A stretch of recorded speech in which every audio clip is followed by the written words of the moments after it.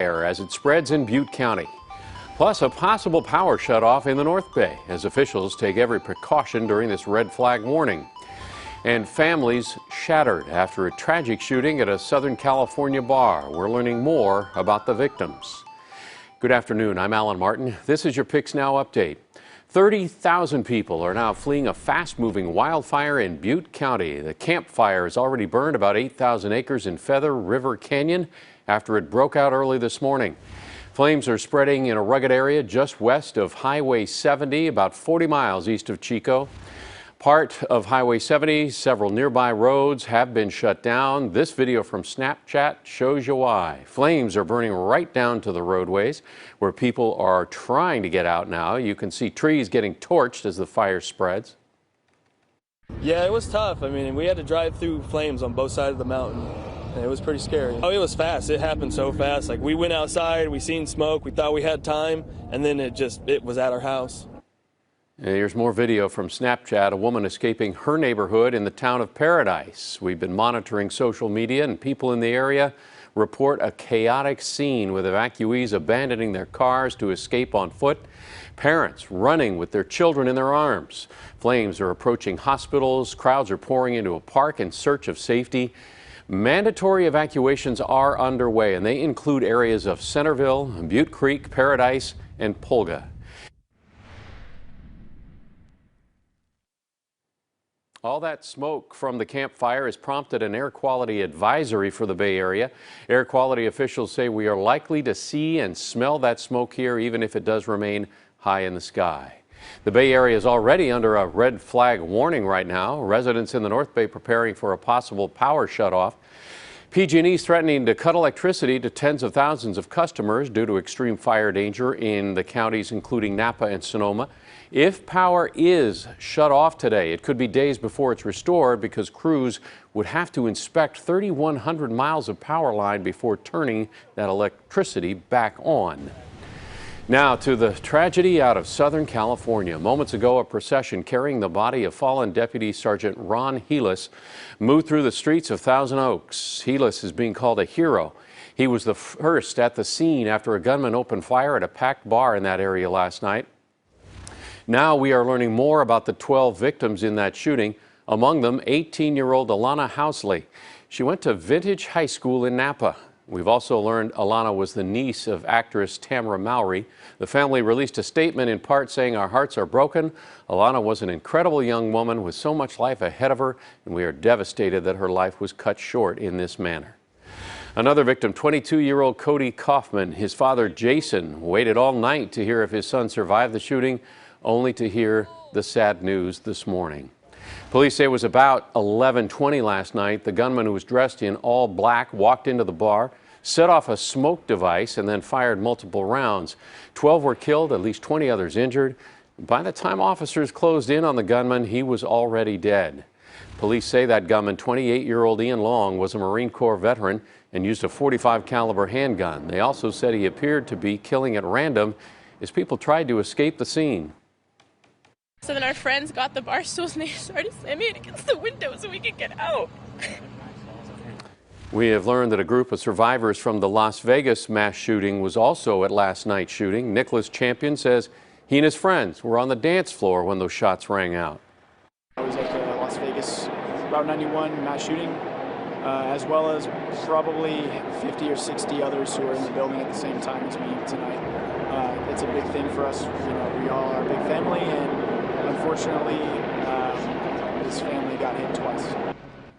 Earlier today, Governor-elect Gavin Newsom responded to the violence, calling for action and an end to these type of tragedies. This is America. It's got to change.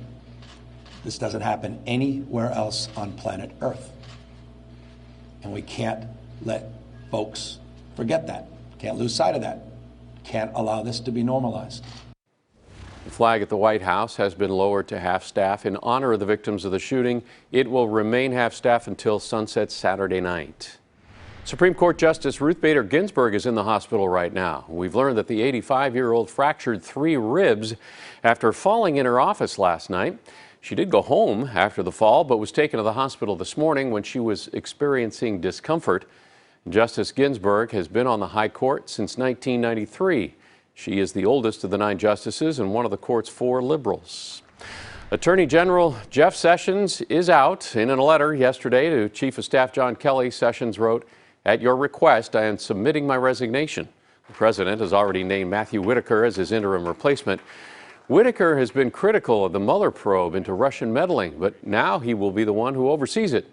Democrats are calling on Whitaker to recuse himself. Meanwhile, CNN is reporting Mueller's team is now preparing its final report on the investigation. So far, Mueller has indicted 35 people and companies, including some of the president's top campaign officials. As for a permanent replacement for the Attorney General, President Trump said to be considering former New Jersey Governor Chris Christie as an option. Additionally, sources say Florida Attorney General Pam Bondi is also under consideration. Christie, Bondi, and the White House are not responding to requests for comment. Tesla's board of directors has a new chair, Robin Denholm. She is the first female Tesla board director. Right now, Denholm works for Australia's largest telecommunications company and will leave her post there after her 6 months' notice.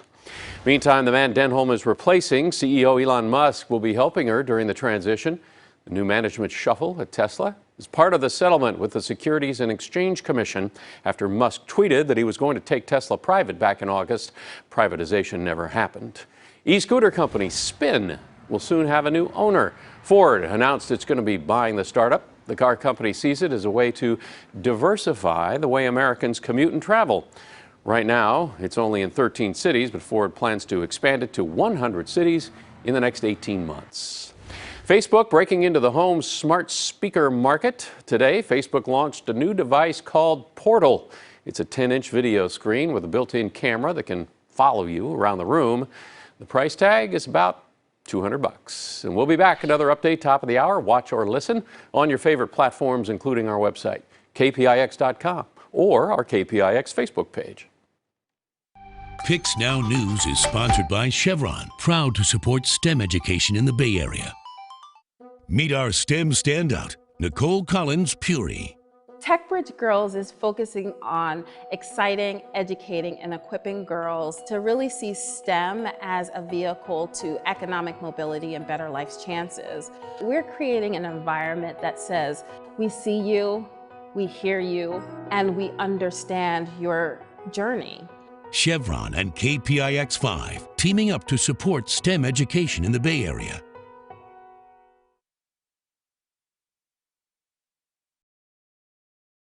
Because every evening, we want to put the power of truth in your hands. Good evening, I'm Jeff Glore, and we are going to begin the broadcast tonight. The CBS Evening News with Jeff Glore, original reporting.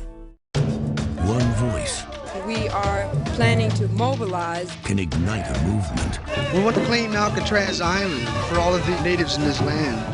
And the Bay Area has been home to many. A state of extreme emergency on the campus. It was necessary to call out the National Guard. Women were in complete command. And San Jose State joined with San Francisco State. The demonstration outside continues. One of the activists live on the phone. For 70 years, we've seen our communities speak out. The way he helped a little boy who got AIDS from a blood transfusion. But also come together. Happy birthday, Golden Gate Bridge! That kid saves the city! Now we're ready for whatever comes next. Let's go live to the crowd. Proud to be Northern California's first television station. KPIX 5 News. Expect more. That was truly a day that altered our times. For on that evening, KPIX went on the air. The Beatles are just minutes away from the Bay Area tonight. We're not going to stand by and let our people be shoved around. We must escalate our protest.